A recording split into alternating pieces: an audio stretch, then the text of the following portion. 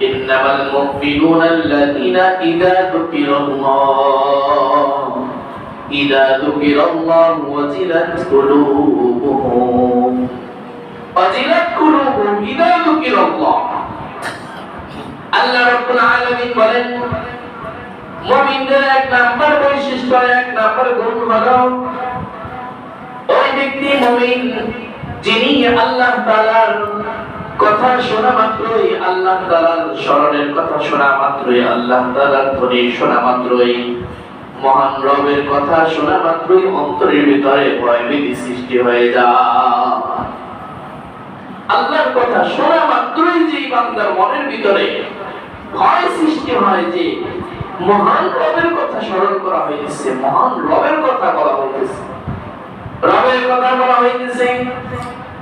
মুয়াজ্জিন মিনার থেকে আল্লাহু আকবার বলে আযানের ধ্বনি দিয়েছে, আল্লাহ বড়, আল্লাহ বড়, আল্লাহ বড়, আল্লাহ বড়। এই কথা দৈনিক 5 বার মুয়াজ্জিন মিনারের আযান, মিনারের থেকে আযান দিতেছে, ধ্বনি দিতেছে। এই কথা শোনা মাত্রই যেই বান্দার অন্তরের ভিতরে ভয় ভীতি সৃষ্টি হয়ে যায়, ওই ব্যক্তি হলো মুমিন। এখন ভয় ভীতি সৃষ্টি হয়, মনে করেন একজন মানুষের অন্তরে ভয় সৃষ্টি হয়েছে কিন্তু নামাজে আসে না, ভালো কাজ করে না, ও কি অরিজিনালি মুমিন না ধোঁকাবাজ মুমিন? ধোঁকাবাজ, আল্লাহর সাথে ধোঁকাবাজি করছে, আসলে নিজে বুঝেই নেই যে আমি আল্লাহর সাথে ধোঁকাবাজি করলাম না নিজেরে নিজে ধোঁকার মধ্যে পালাইলাম। ঠিক কিনা বলুন? এজন্য যে বান্দা আল্লাহর কথা শোনা মাত্রই অন্তরের ভিতরে ভয় ভীতি সৃষ্টি হয়ে যায়, ইযা যুকিরাল্লাহু ওয়াজিলাত কুলুবুহুম, আল্লাহ তাআলা বলতেছেন ওই ব্যক্তি হলো মুমিন। আল্লাহু আকবার, ওই ব্যক্তি হলো মুমিন। এবার জগৎ বিখ্যাত একজন তাবী আব্দুল্লাহ ইবনে মুবারক রাহমাতুল্লাহি আলাইহি, যিনি জগৎ বিখ্যাত একজন সাহাবীদের পরে তাবী ছিলেন, অনেক বড় শাইখুল হাদিস, অনেক বড় হাদিসের বিশারদ ছিলেন, মুহাদ্দিস। দুনিয়া থেকে আল্লাহ তাআলার সান্নিধ্যে চলে গেলেন, ইন্তেকাল করলেন। এবার ওই জমানার মধ্যে একজন বুজুর্গ মানুষ, বুজুর্গ আলেম, তিনি স্বপ্নে দেখতেছে আব্দুল্লাহ ইবনে মুবারক তিনি আল্লাহ তাআলার জান্নাতের মধ্যে প্রবেশ করেছেন, আল্লাহ তাআলার নাজ নিয়ামতের মধ্যে হাবুডুবু খাইতেছেন, নাজ নিয়ামতের মধ্যে তিনি বড় শান্তিতে আছেন। এই অবস্থাটা স্বপ্নে দেখার পর আব্দুল্লাহ ইবনে মুবারক রাহমাতুল্লাহি আলাইহি জিজ্ঞাসা করলেন, এ আল্লাহর বুজুর্গ, আপনি তো আল্লাহ তাআলার জান্নাতে চলে গেলেন, অনেক নাজ নিয়ামতের মধ্যে ডুবে আছেন, আপনার বড় শান্তি শান্তি। এবার আব্দুল্লাহ ইবনে মুবারক রাহমাতুল্লাহি আলাইহি ওই বুজুর্গ ব্যক্তিকে স্বপ্নের মধ্যে বলতেছেন, আমি আব্দুল্লাহ ইবনে মুবারক অনেক বড় শাইখুল হাদিস ছিলাম, হাদিস পড়াতাম, মুহাদ্দিস ছিলাম, কিন্তু আমার মনে বড় আফসোস, আমার চাইতে একজন সাধারণ কামার, একজন দিন মজুর মানুষ আমার চাইতে বড় জান্নাতের মালিক হয়ে গেছে। এবার আব্দুল্লাহ ইবনে মুবারক রাহমাতুল্লাহি আলাইহি বলেন, একজন কামার তিনি আমার চাইতে বড় জান্নাত পাইল, কিন্তু আমি তার চাইতে বড় জান্নাতে প্রবেশ করতে পারলাম না, আমার মনে বড় আফসোস। এবার ওই বুজুর্গ ব্যক্তির ঘুম ভেঙে গেল, সজাগ হয়ে গেল, দিনের বেলা ওই কামারের বাড়িতে চলে গেলেন। এবার চিন্তার বিষয় হলো এমন কি আমল করলো কামার, যার কারণে আব্দুল্লাহ ইবনে মুবারক যিনি তাবী ছিলেন তার চাইতে বড় জান্নাতে বড় নাজ নিয়ামতের মধ্যে তিনি আছেন। চিন্তার বিষয়, কি এমন নেক আমল ওই কামার করত। এবার ওই বুজুর্গ আলেম ওই কামারের বাড়িতে গিয়ে তার স্ত্রীকে প্রশ্ন করেন, জিজ্ঞাসা করলেন, হে বোন, তুমি পর্দার আড়াল থেকেও আমাকে একটু তোমার স্বামীর ব্যাপারে একটু তথ্য দাও, তথ্য জানতে চাই। তোমার কাছে তোমার স্বামীর ব্যাপারে এমন কি কাজ দেখেছে, এমন কি আমল দেখেছো যে আমলের কারণে তোমার কাছে মনে হয় তিনি জান্নাতের মালিক হয়ে যাবে? এমন কি আমল তুমি তোমার স্বামীর দেখেছো? এবার স্ত্রী ডাক দিয়া বললেন, ইয়া আলেম, আমার স্বামী একজন সাধারণ দিন মজুর মানুষ ছিল, তেমন শিক্ষিত ছিল না, তবে খুব ইবাদতের জন্য পাগল পারা থাকতো, তবে খুব আল্লাহর কথা স্মরণ হলে ভয় ভীতি সৃষ্টি হইতো। এই জমানার আব্দুল্লাহ ইবনে মুবারক তিনি অনেক বড় ইলমে ওয়ালার মালিক, অনেক বড় বুজুর্গ, আবার অনেক বড় ধন সম্পদের মালিক। আল্লাহ তাআলা তাকে অনেক ধন সম্পদ দিয়েছে, আবার অনেক ইলমও দিয়েছে, আবার তিনি অনেক ইবাদত করেন। আল্লাহ তাআলা সব নিয়ামত তাদেরকে দিয়েছেন, তাকে দিয়েছেন, কিন্তু অথচ আমার স্বামী ছিল গরীব, সাধারণ অশিক্ষিত একজন দুর্বল মানুষ।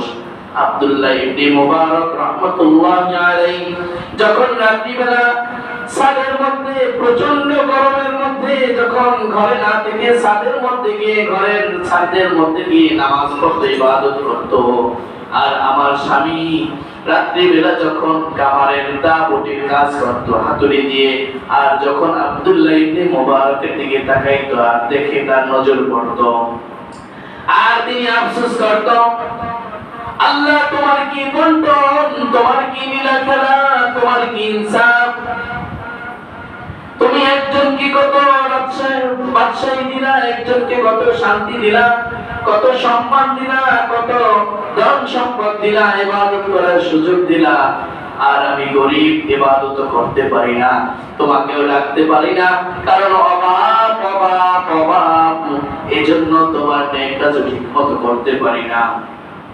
এই বলে বলে আব্দুল্লাহ ইবনে মুবারককে দেখে দেখে আফসোস করত আর কান্না করত, আর আল্লাহর কাছে দোয়া করত, আল্লাহ তোমার কাছে আমার এতটুকু দাবি, এতটুকু আরজু, হাসরের ময়দানে যখন সারা দুনিয়ার মানুষ একত্রিত হবে, আর যখন তোমার মুমিন বান্দাদেরকে ডাকবা, আমার অন্তরে বড় ভয় হয়, বড় ভয় হয়, তোমার নাম শোনা মাত্র আর আমি কাজের মধ্যে থাকতে পারি না, কিন্তু তবুও ভয় হয়, তবুও তোমার কাছে আমার এতটুকু আরজু, এতটুকু চাওয়া, হাসরের ময়দানে তুমি আমাকে কোনো কামার বলে, কোনো সাধারণ মানুষ বলে তুমি আমাকে ডাইকো না, আমাকে তোমার একজন গোলাম হিসাবে আমাকে হাসরের ময়দানে ডাকিও। এই আমলটুকু আমার স্বামীর মধ্যে দেখেছি, এই আমলটুকু আমি আমার স্বামীর মধ্যে পেয়েছি যে তিনি যখন ইবাদত করত তখন আল্লাহর কাছে কান্নাকাটি করত, আর যদি কোনো ইবাদত তার কাছ থেকে ছুটে যাইত তিনি আল্লাহর কাছে এত পরিমাণ কান্নাকাটি করত, মনে হইতো যে দুনিয়ার অনেক কিছু তার কাছ থেকে ছুটে গিয়েছে।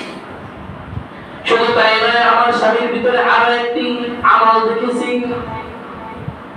যখন 5 বেলা আযানের ধ্বনি হতো, আল্লাহু আকবার বলে যখন মুয়াজ্জিন আযান দিত, সাথে সাথে যদি ওই অবস্থায় আমার স্বামী লোহার হাতুড়ি দিয়ে যদি পিটাপিটি করত, লোহার কাজ করত, ওই অবস্থায় হাতুড়ি যদি উপরের দিকে থাকতো, আল্লাহু আকবার যখন শুনতো, আল্লাহ সবচেয়ে বড়, আল্লাহ বড়, এই কথা যখন শুনতো তখন তিনি আর সামনের দিকে হাতুড়ি দেওয়ার মতো সাহস রাখতেন না, কারণ আল্লাহ বড়, এই কথার আওয়াজ আমার কানে আসছে, এখন যদি হাতুড়ির বাড়ি আমি যদি দেই তাহলে আমার হাতুড়ির বাড়ি বড় হয়ে যাবে, না না, আমার রব সবচাইতে বড়, হাতুড়ি উপরের দিকে থাকলে তিনি হাতুড়িকে আবার পিছনের দিকে ঠেলে ফেলে দিতেন। এই আমলটুকু আমার স্বামীর মধ্যে আমি দেখেছি। এটা হলো ইদা যুকিরাল্লাহু ওয়াজিলাত কুলুবুহুম, এমন যদি কোনো অন্তরে, কোনো মানুষের অন্তরে আল্লাহ তাআলার প্রতি ভয় ভীতি থাকে, তাহলে ওই ব্যক্তিকে আল্লাহ তাআলা মুমিন বলেছেন, মুমিন বলেছেন। ইদা যুকিরাল্লাহু ওয়াজিলাত কুলুবুহুম, এই আয়াতের তাফসীরে বানিয়ে আসছেন, ইদা যুকিরাল্লাহু ওয়াজিলাত কুলুবুহুম, এক নম্বরে মুমিনের কোন হলো আল্লাহ তাআলার কথা স্মরণ হওয়া মাত্রই আল্লাহ তাআলার ভয় অন্তরে সৃষ্টি হয়ে যাওয়া। وَإِذَا تُلِيَتْ عَلَيْهِمْ آيَاتُهُ زَادَتْهُمْ إِيمَانًا। দ্বিতীয় নম্বরের গুণ হলো তারাই হলো মুমিন, যারা আল্লাহ তাআলার কোরআনের তেলাওয়াত শুনলে তাদের অন্তরের ভিতরে ঈমানের জজবা তৈরি হয়ে যায়। সুবহানাল্লাহ। আল্লাহ তাআলার কোরআনের কথা শুনলে যাদের অন্তরের ভিতরে ঈমানি জজবা তৈরি হয়ে যায়, ঈমানের স্বাদ তৈরি হয়ে যায়, জান্নাত জাহান্নামের ভয়, জান্নাতের আশা তৈরি হয়ে যায়, নেক আমলের প্রতি ভালো চাহিদা সৃষ্টি হয়ে যায়, তারাই হলো মুমিন। কাদের? যারা আল্লাহ তাআলার কোরআনের আওয়াজ শুনবে।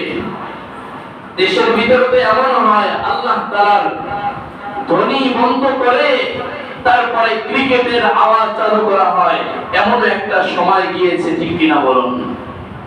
আল্লাহ তাআলার কোরআনের আওয়াজ বন্ধ করে নাচ গানের আওয়াজ চালু করা হয়েছে, এমন একটা সময় গিয়েছে, ঠিক কিনা বলুন? তারা কি মুমিন? আল্লাহর বিধান অনুসারে, কথা অনুসারে তারা কি মুমিন? কখনোই নয়। মুমিন হলো তারা যাদের অন্তরে আল্লাহ তাআলার কোরআনের ভালোবাসা আছে, আল্লাহ তাআলার কোরআনের তিলাওয়াতের ভালোবাসা আছে, তারাই হলো মুমিন। যাদের অন্তরের মধ্যে কোরআনের তিলাওয়াত শুনলে, রাসূলের জামানায় কাফের মুশরিক পণ্ডিতরা চিন্তা করলো মুহাম্মাদের যে ধর্ম, আল্লাহ তাআলার যে ইবাদত করে, মুহাম্মদ যে কিতাব কোরআনুল কারীমের কথা বলে, মুহাম্মদ কি জাদু জানে কোরআনের তেলাওয়াত শুনাইয়া মানুষকে পাগল করা বানাইয়া ফেলে। আল্লাহু আকবার। কোরআনের মুজিজা। আল্লাহ রাসূলের জামানায় একজন পণ্ডিত ছিল, লাবিব নাম, লাবিব। ওই আল্লাহ রাসূলের জামানায় কাফের মুশরিকদের পণ্ডিত, যিনি কবিতা লিখতো, রচনা করত, বড় কবি ছিল। এবার কাফের মুশরিকরা সিদ্ধান্ত নিল, আরবের সবচেয়ে বড় কবি কি আছে, ওরে আনো, ওরে আইনা কবিতা বানাও। যেমন মুহাম্মদ কোরআনের তেলাওয়াত করে মানুষকে পাগল করা বানায়, তেমনি ভাবে আমরাও কিছু কবিতা রচনা করি যেগুলো শুনলে মানুষ পাগল হয়ে যাবে। এবার ওই কবিকে ডাকলো, লাবিবকে ডাকলো, লাবিবকে বলতেছে কবিতা বানাইয়ে দেবা মুহাম্মাদের মতো, তাহলে তো স্যাম্পল লাগবে। কি লাগবে? স্যাম্পল। কিভাবে বানাবো? এটা তো ডকুমেন্টস লাগবে, এভাবে তৈরি করতে হবে। তাহলে স্যাম্পল কোথায় পাবো? মুহাম্মাদের কাছে যাও। এবার মুহাম্মাদের কাছে গিয়ে বললেন, মুহাম্মদ তুমি নাকি কোরআন তেলাওয়াত করো, কোরআন তেলাওয়াতের মধ্যে মধু জাদু আছে, মানুষ শুনলে পাগল পারা হয়ে যায়, কাফের মুশরিকরাও শুনলে মুসলমান হয়ে যায়, এমন কি তেলাওয়াত করো, আমাকে একটু তেলাওয়াত করে শোনাও, আমিও এমন এমন কিতাব, এমন কবিতা আমিও তৈরি করব। এবার আল্লাহ রাসূল সাল্লাল্লাহু আলাইহি ওয়াসাল্লাম, আপনার আমার প্রিয় মুহাম্মদের নবী, এবার ওই পণ্ডিতকে তেলাওয়াত শোনায়। কোরআনের অনেক বড় সূরা শোনান নাই, ছোট্ট একটি সূরা শুনাইছেন। আল্লাহ তাআলার প্রিয় পয়গম্বর বলতেছেন, বিসমিল্লাহির রহমানির রহিম, ইন্না আ'তাইনাকাল কাউসার ফাসাল্লি লিরাব্বিকা ওয়ানহার ইন্না শানিআকা হুয়াল আবতার। এই তেলাওয়াতটা যখন নবী আলাইহিস সালাম ওই পণ্ডিতকে শোনাইলেন, সাথে সাথে ওই পণ্ডিত বুঝলেন এটা কোনো মানুষের, সাধারণ মানুষের বানানো কোনো কবিতা নয়, রচনা নয়, এটা অনেক বড় একটি রহস্য আছে, এটা অনেক বড় মানুষের কোনো ক্ষমতার মধ্যে নয়, এটা নিশ্চয়ই মুহাম্মদ যেই রবের কথা বলে সেই রবের সৃষ্টি। অতএব আমার দ্বারা এই পণ্ডিতগিরি করা, আমার দ্বারা এই কবিতা রচনা করা সম্ভব নয়। এ নবী, আপনি আমাকে কালিমা পড়ান, আশহাদু আল্লা ইলাহা ইল্লাল্লাহু ওয়া আশহাদু আন্না মুহাম্মাদান আবদুহু ওয়া রাসূলুহু।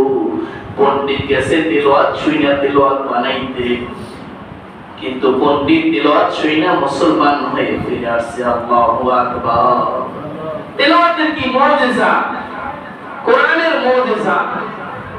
তিনি গেছেন তিলাওয়াত বানাইতে, কিন্তু আল্লাহ তাআলার তিলাওয়াতের যে পাওয়ার মুজিজা, আল্লাহ তাআলার কুদরতি মুজিজার পাওয়ারে তিনিও মুসলমান হয়ে গেছেন, কালিমা গ্রহণ করে ফেলেছেন। সুবহানাল্লাহ। এই হলো মুমিনের গুণ। 2 নাম্বার গুণ। 3 নাম্বার গুণ এখন ছেড়ে দেব, অল্প সময় আছে, সময় খুব সংক্ষিপ্ত, কিন্তু আলোচনা অনেক বড়। আসলে আল্লাহ তাআলার কোরআনের আলোচনা করলে দিন রাত ফুরিয়ে যাবে, কিন্তু কোরআনের ব্যাখ্যা শেষ করা সম্ভব নয়, ব্যাখ্যা শেষ করা সম্ভব নয়। 3 নম্বরে গুণ হলো وجلت قلوبهم وإذا تليت عليهم آياته زادتهم إيمانا وعلى ربهم يتوكلون। এবং মুমিন হলো তারা যারা সব সময় রবের উপরে তাওয়াক্কুল করে। কার উপরে? আল্লাহর উপরেই তাওয়াক্কুল করে, ভরসা করে, তারাই হলো মুমিন। আল্লাযীনা ইউকিমুনাস সালাত। 4 নম্বরে মুমিনের গুণ হলো যারা নামাজ কায়েম করে। আল্লাযীনা ইউকিমুনাস সালাতা ওয়া মিম্মা রাযাকনাহুম ইউনফিকুন। 5 নম্বরে মুমিন হলো তারা যাদেরকে আল্লাহ তাআলা রিজিক দিয়েছেন, সম্পদ দিয়েছেন, তার থেকে আল্লাহর রাস্তায় ব্যয় করে। 1 নম্বরে হলো মুমিনের গুণ যারা আল্লাহ তাআলার কথা স্মরণ হওয়া মাত্র, শোনা মাত্রই অন্তরের ভিতরে আল্লাহ তাআলার ভয় সৃষ্টি হয়। 2 নম্বরে মুমিন হলো তারা যারা কোরআনের তেলাওয়াত, কোরআন হাদিসের আলোচনা শুনলে তাদের অন্তরের ভিতরে ঈমানি জজবা তৈরি হয়, ঈমান বাড়তে থাকে। 3 নম্বরে মুমিন হলো তারা ওয়া আলা রাব্বিহিম ইয়াতাওয়াক্কালুন, যারা সর্ব অবস্থায় ভরসা করে কার উপরে? আল্লাহর উপরে। 4 নম্বরে মুমিন হলো তারা আল্লাযীনা ইউকিমুনাস সালাত, যারা নামাজ কায়েম করে, নামাজ ঠিক মতো পড়ে। ওয়া মিম্মা রাযাকনাহুম ইউনফিকুন। 5 নম্বরে মুমিন হলো তারা যারা আল্লাহ তাআলার পক্ষ থেকে যে সম্পদ দিয়েছে, রিজিক দিয়েছেন, তার মধ্য থেকে আল্লাহর রাস্তায় ব্যয় করে, দ্বীনের পথে ব্যয় করে। উলাইকা হুমুল মুমিনুনা হাক্কা। আল্লাহ তাআলা বলতেছেন, এই 5 গুণ বর্ণনা করে আল্লাহ তাআলা বলতেছেন উলাইকা হুমুল মুমিনুনা হাক্কা, তারাই হলো প্রকৃত মুমিন, তারাই হলো সত্যবাদী মুমিন। উলাইকা হুমুল মুমিনুনা হাক্কা লাহুম দারাজাতুন ইনদা রাব্বিহিম।